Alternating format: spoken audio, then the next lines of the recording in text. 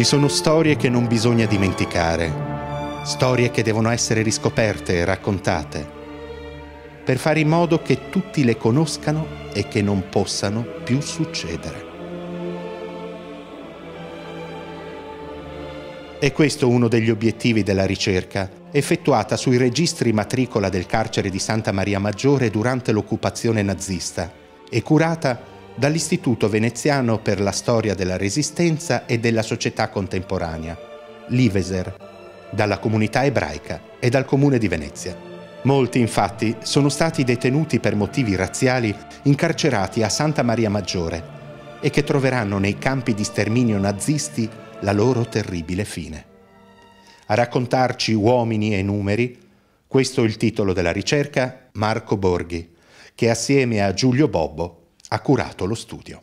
Credo che anche a livello nazionale un progetto di spoglio sistematico dei registri matricolari dell'8 settembre del 1943 alla fine del 1945 è la prima volta che si realizza in Italia.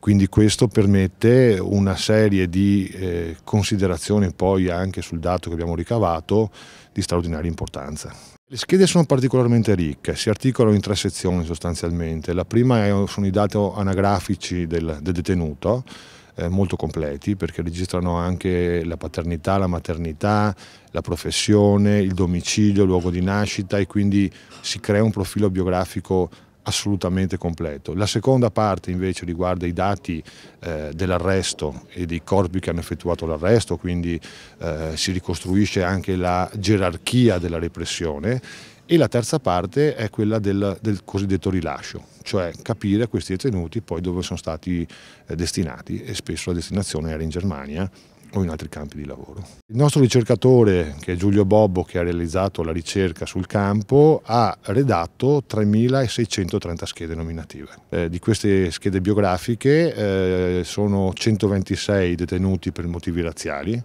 quindi ebrei. Tramite fossoli sono stati tutti quanti uccisi a Auschwitz o all'arrivo o poi nel campo di sterminio.